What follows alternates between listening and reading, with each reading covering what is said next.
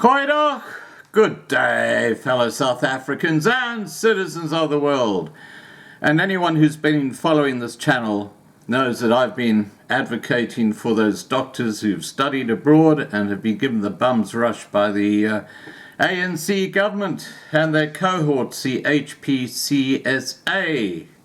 Well, following the publicity that these doctors have got on the Loving Life channel, they've now come out with an official press release, which has been sent out to the media. So it's going to be very interesting to see if any of the media touch it, knowing how scared they are of the ANC government. Let me tell you what the press release says. The South African Internationally Trained Health Professionals Association, herein referred to as Saithpaw, or SAITHPA, is a non-profit organization which represents over 300 South African citizens who have obtained medical and allied health degrees from institutions globally. It was constituted to coordinate the grievances and challenges faced by graduates as they legitimately seek to enter the healthcare system and contribute to the improvement of much-needed healthcare in our country, South Africa. The tremendous efforts made by the students to obtain a medical education abroad and return to serve their country has been met with responses by the HPCSA that range from unsupportive to obstructive. Their bewilderment and disappointment in relation to the disregard shown by the HPCSA to them is now further enhanced by the recent importation of medical personnel from Cuba and possibly China, as these unemployed medical graduates wonder why 440 million rand of money from their tax-paying parents has been used to import doctors whilst they remain unemployed and willing to serve through the necessary channels.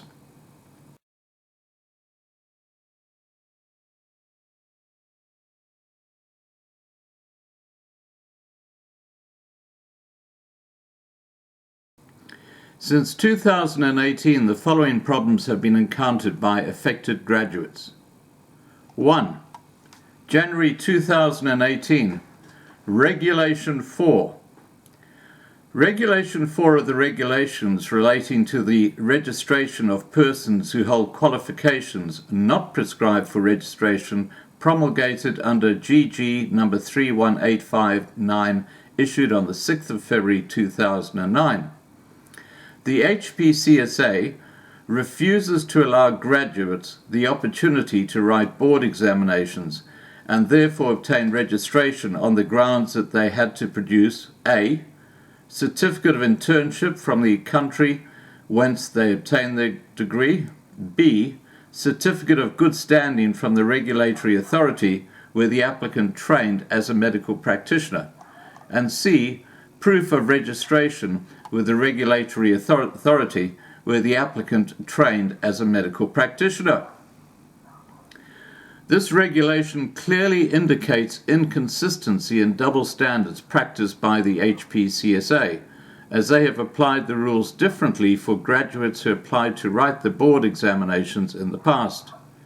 It is well known, as in the case of all medical students who study out of their countries, that they will not be able to provide a certificate of internship from the country in which they studied, as they have had student visas and not work permits to enable employment for internship. This, therefore, meant that their application to register for the board examinations would be declined. Following interventions by Mr. Naren Singh, IFP MP, at the request of the organization, the MOH issued a directive to the HPCSA that permitted these graduates to write the board exam, most of whom are now completing their second year of internship. 2. January 2019, venue dispute.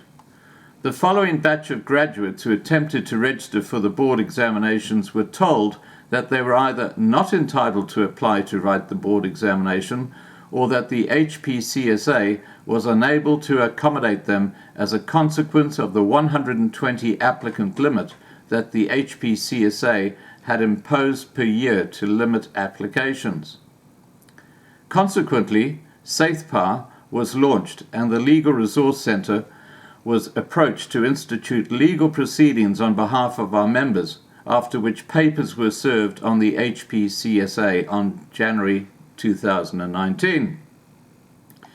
Dr. Biller, the CEO at the time, stated in a letter to the LRC on the 21st of January 2019 that 60 applicants would be permitted to write the board examination in 2019, on a date that will be communicated to them once confirmation of their seat candidate number has been finalized.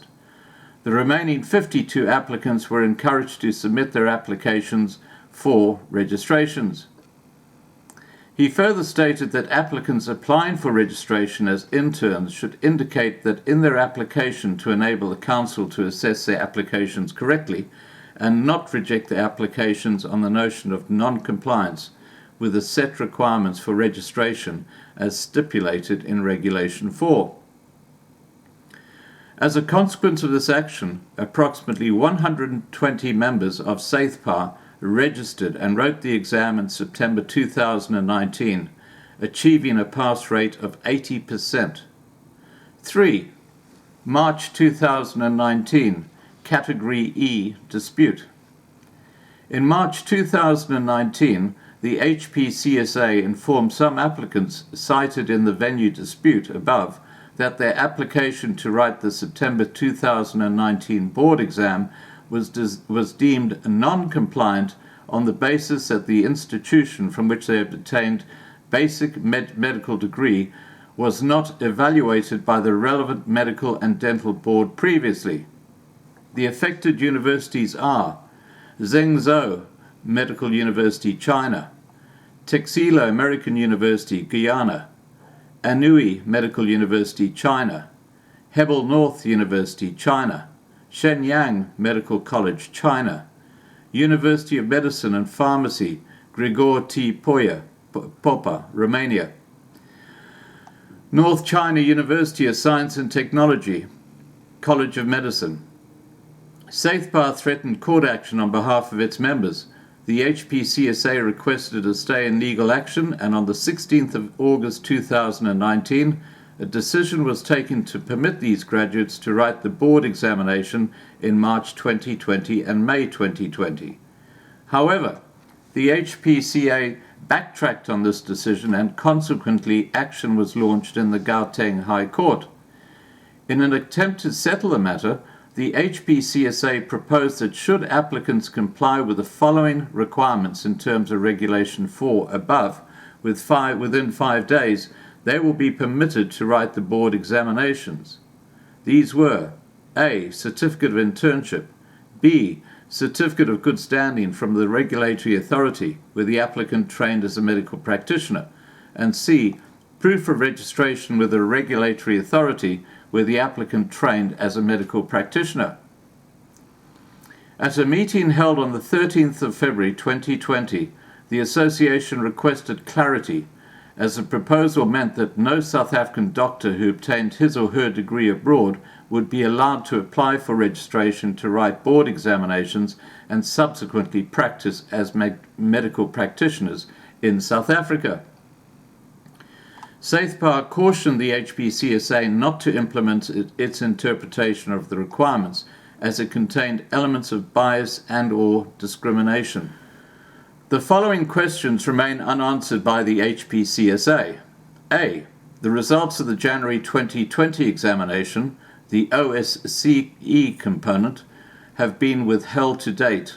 What are the reasons for withholding these results as graduates sit unemployed for over 4 months? B. Why were some graduates who qualified at the same institution as their peers allowed to write the board examination while their peers were not allowed to do so? C. Will these candidates who failed the last theory examination no longer be able to write the board examination? D. Very few candidates have been informed that they may write the examination at some future date, but no examination date has been released. E.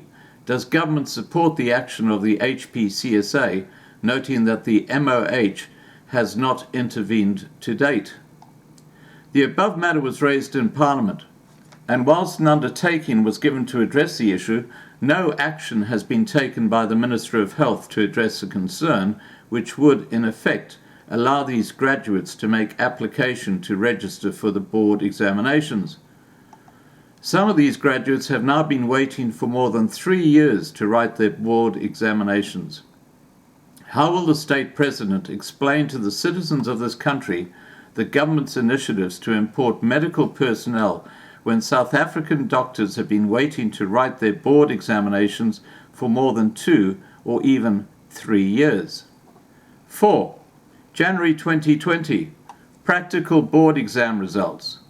Graduates who wrote the January 2020 practical board exam expected their results within 2 to 3 weeks after the examination date, which has been the norm. To date, these graduates have not been informed of their results. Consequently, they could not register for internship in the mid-year cycle. This means that those graduates who passed and who could make an application to register for internship were denied that right to do so. This government has been quick to import expertise, but has ignored the available expertise available at home. How does the MOH justify this expense? 5. April 2020. Board examinations have been indefinitely delayed due to the lockdown. To date, close to 175 graduates who are our members and 4 non-members are awaiting either their results of the last practical board examination or the opportunity to write the next board examination. Saithpaw has been informed on the 28th of April 2020 that the board examinations have been indefinitely delayed due to the lockdown. Despite the drastic shortage of doctors, the HPCSA has not addressed the question of board examinations, but the MOH has spent more than 400 million rands to export 100 doctors. Why are schools being imported at great cost when we have South Africans who could serve the country? 6. September 2019, board examinations.